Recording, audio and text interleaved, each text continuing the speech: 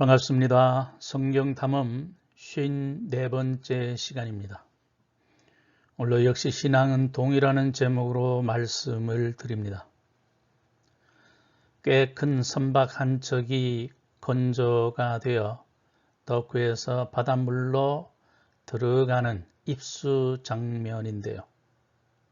처음에 풍덩하고 들어갔을 때 그 엄청난 무게로 인해 뒤집어질 것 같은데 곧바로 고추서는 모습입니다. 배의 좌우 균형을 유지시켜주는 어떤 요소가 그 속에 장치되어 있기 때문이죠. 성경 공부가 그런 장치를 찾는 과정인데요. 진리의 균형 능력을 확보하는 그런 의미 있는 탐험길이 되기를 바랍니다.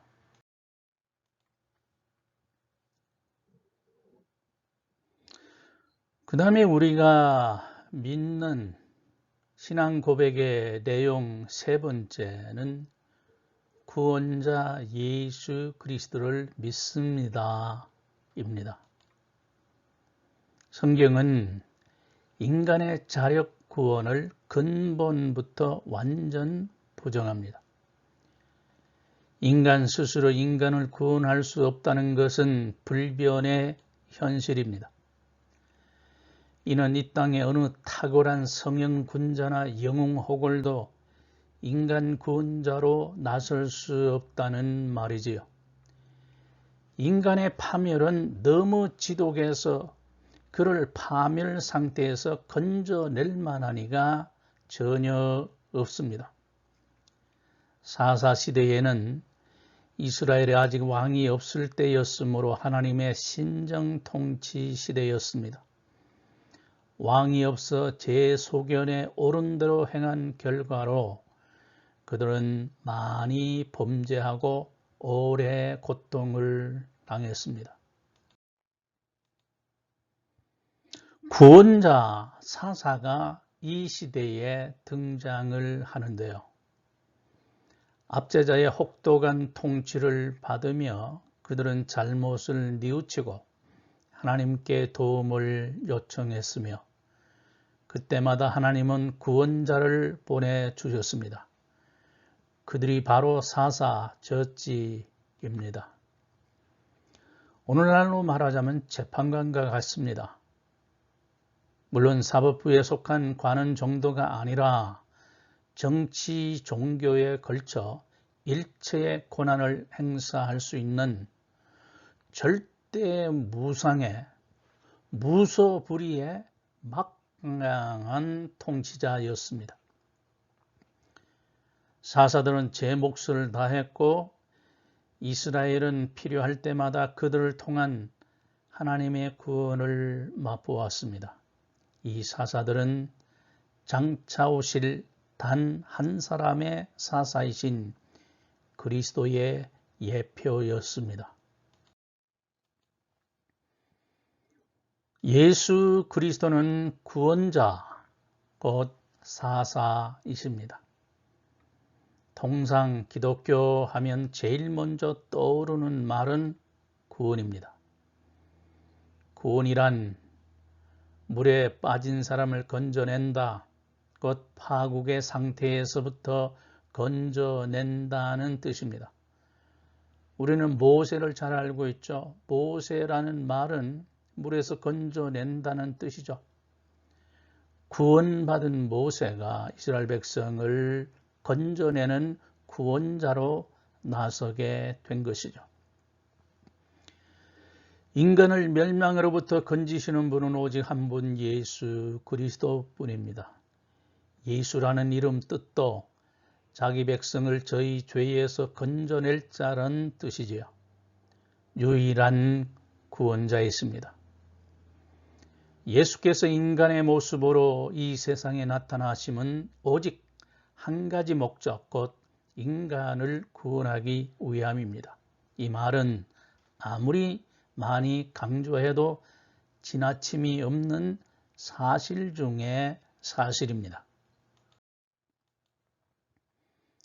구약의 초점은 구원입니다.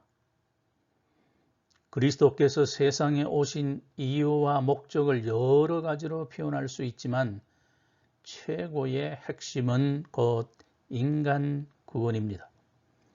혹독한 훈련이, 차원 높은 수양이, 끊임없는 교육이, 깊은 명상과 도덕적인 삶이 인간을 구원해내지 못합니다.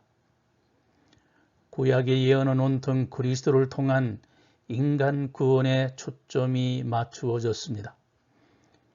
구약에 나타난 이스라엘 백성을 통한 구원 역사도 예수 그리스도를 통한 구원을 예시하시기 위해 마련하신 것들입니다. 구약의 사건들을 통해 인간을 구원하시는 하나님을 발견하지 못한다면 우리는 구약을 잘못 이해하고 있는 것입니다. 어떤 이야기로 시작해도 인간 구원으로 종지부를 찍습니다. 오랜 침묵을 깨고 이스라엘이 그토록 대망하던 메시아가 강림하셨습니다. 말라기 선지자를 끝으로 신약의 그리스도를 통한 복음이 시작되기 전까지 인류는 400년이란 침묵의 기간을 가져야 했습니다. 세상이 깊은 절망에 빠져도 하나님의 백성들은 언젠가 나타나 자신들을 해방시켜줄 메시아를 고대했던 것입니다.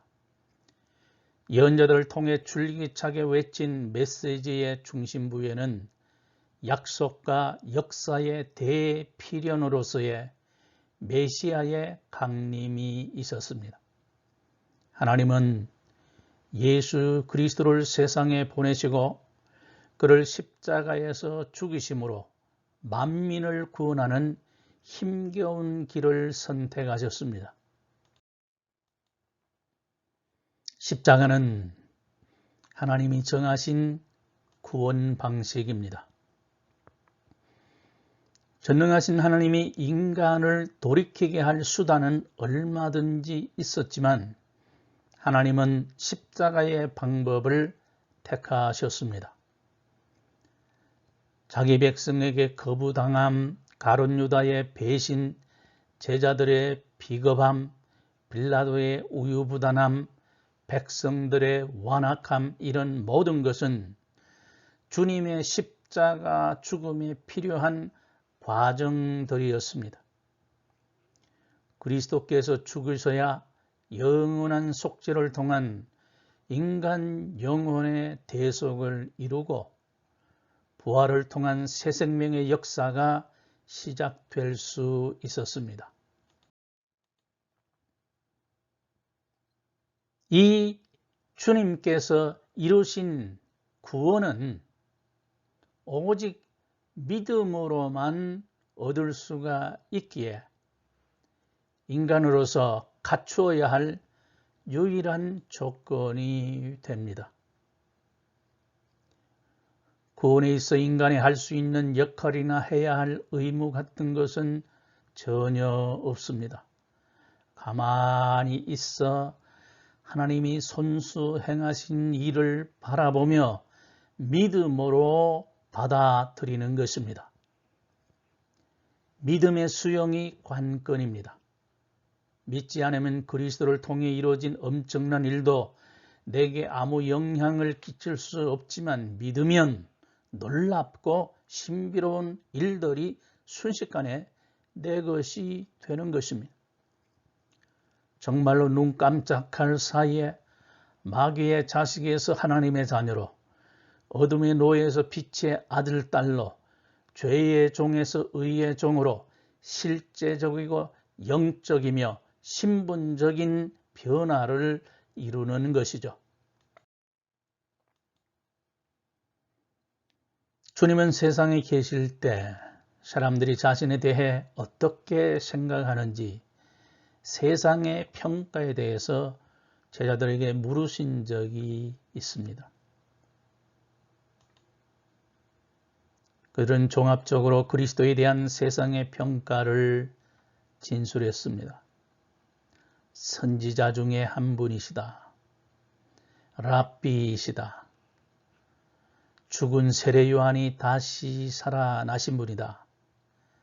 이처럼 세상의 평가는 아주 다양했습니다. 그러면 너희는 나를 누구라고 여기느냐 물었을 때 베드로가 선뜻 나서며 고백을 했습니다. 주는 그리스도시요 살아계신 하나님의 아들이십니다. 주님은 그 대답에 매우 만족하셨습니다. 오늘 강의는 여기에서 매듭 짓습니다. 하나님의 평강이 여러분과 함께 계시기를 바랍니다. 샬롬.